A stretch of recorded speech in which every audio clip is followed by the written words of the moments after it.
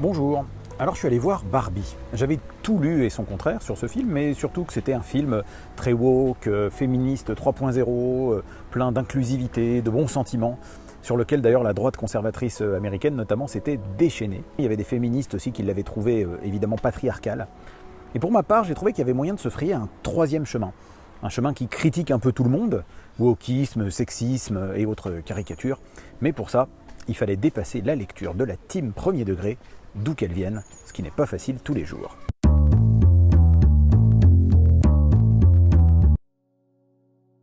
Évidemment, dans une première lecture, on pourrait voir une sorte de défense d'une espèce d'inclusivité woke, d'un féminisme de déconstruction.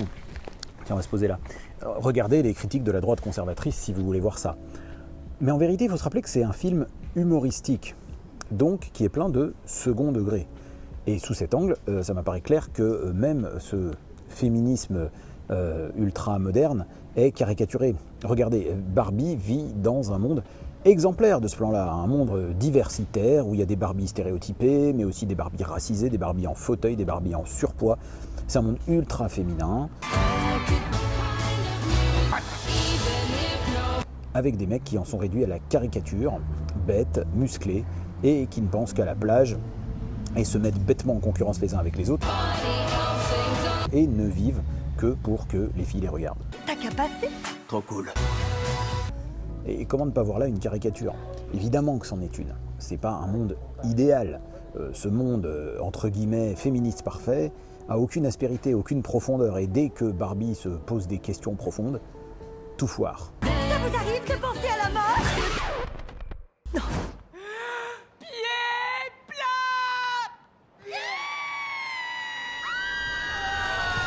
Et puis donc, bref, Barbie et Ken se retrouvent dans le vrai monde. Je viens avec toi. Barbie est complètement désespérée de voir comme elle a représenté, favorisé une caricature qui a fait beaucoup de mal. On n'a pas joué à la Barbie depuis qu'on a genre 5 ans. Oh. Et Ken découvre, émerveillé, le patriarcat. Et ici, dans le vrai monde, apparemment, les hommes contrôlent et dirigent. Et là aussi, regardez, l'idée que le patriarcat serait un phénomène bête et méchant, de domination des hommes juste parce qu'ils sont des hommes, est totalement battue en brèche. Alors, ok, le PDG de Mattel est un peu dans ce style et il y a là pas mal d'autodérision, ce qui est vraiment intéressant.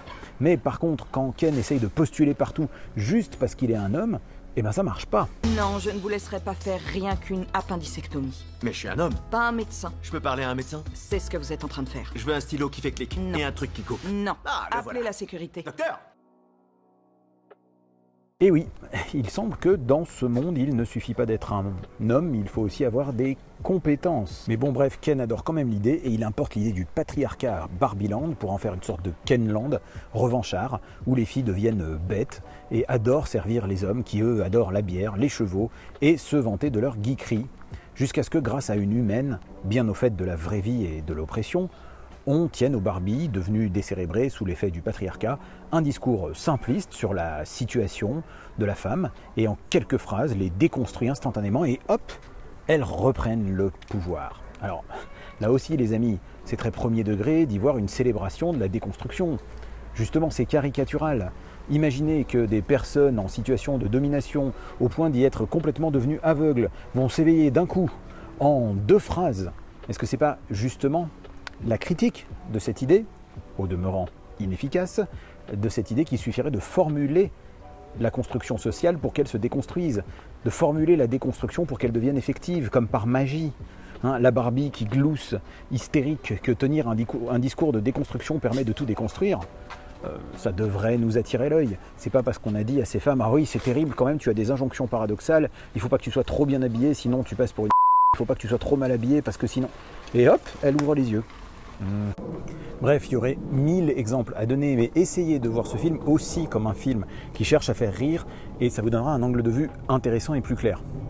Mais attention, si je maintiens qu'au contraire de ce qu'on lit trop facilement, le féminisme trop postmoderne, le wokisme entre guillemets, est en fait moqué et caricaturé dans ce film au second degré, pour autant, c'est pas, à l'inverse, un film sexiste et patriarcal. Loin de là, il y a une intention féministe, la masculinité toxique, comme on dit, en prend pour son grade. Et pas qu'un peu. Bon alors quoi, Barbie c'est woke ou c'est sexiste? En fait c'est autre chose.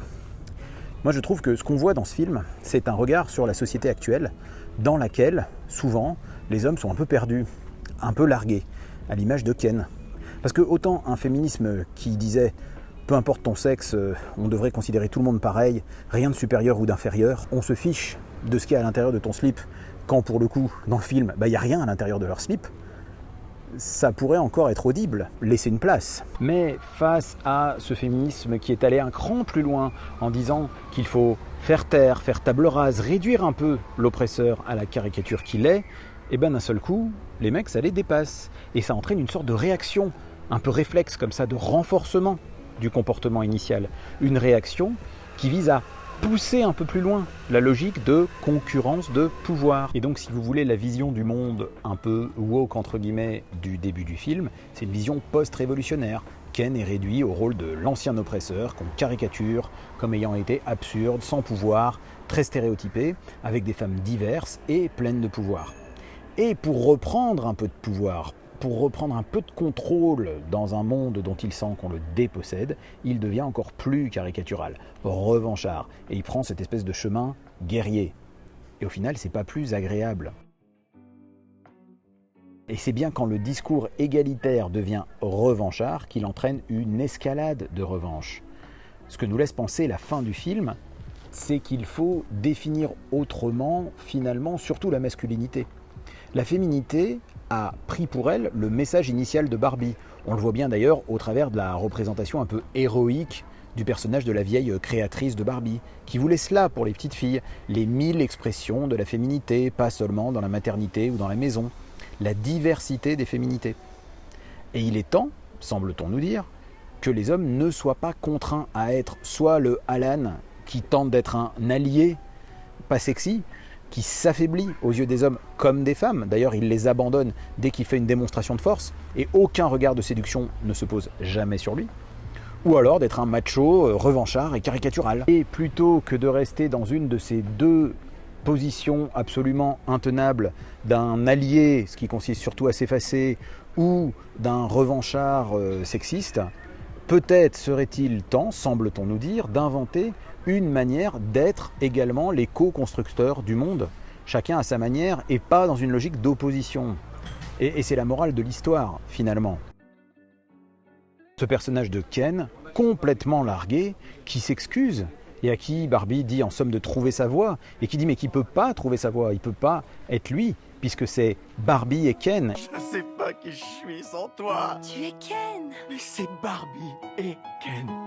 Et qui lui répond, plutôt que de dire qu'il y a Barbie et Ken, qu'il y a Barbie et qu'il y a Ken. Une sorte d'injonction, de suggestion de créer son propre chemin de vie et d'identité. Au fond, ce que dit Barbie, c'est qu'un monde meilleur ne passe pas par l'exclusion des hommes blancs oppresseurs, sexistes et débiles, ne passe pas non plus par une guerre en retour du patriarcat, ne passe pas par une caricature de monde diversitaire, inclusif et dans la célébration permanente, et surtout qu'il ne suffit pas de décréter une déconstruction pour qu'elle advienne. Mais un monde meilleur ne passe pas non plus par le conservatisme dominateur, revanchard, qui arrive en réaction, réactionnaire, réaction, tout ça, et qui met tout le monde, hommes comme femmes, dans des postures misérables et encore plus caricaturales. Mais que peut-être ce monde meilleur adviendrait plutôt par l'expression possible de l'individualité de chacun, qui ne soit plus sous une forme guerrière, qui ne soit plus réduite à la question de son sexe, qui ne soit plus en opposition, mais en collaboration. Bref, ok, au final, si la caricature du sexisme est probablement moquée, la caricature du féminisme probablement aussi. Et où tout cela nous mène-t-il ? Eh bien, au fait que entre l'image de base de Barbie, la classique bimbo pleine de stéréotypes, et la postmodernité qui reconnaît que ces représentations véhiculent des stéréotypes, je pense que cette voie-là était le seul moyen de réhabiliter Barbie. Et c'est d'ailleurs l'enjeu du film en vérité. Réhabiliter Barbie pour faire vendre des poupées. C'est le vrai enjeu du film au fond. Réhabiliter Barbie pour vendre des poupées avec un bon film. Alors, plus ou moins woke, plus ou moins féministe, plus ou moins mascu. En vérité, Si vous regardez, le film a été plus vu qu'Oppenheimer dans les États américains conservateurs. Et en même temps détesté par les chroniqueurs de la droite conservatrice.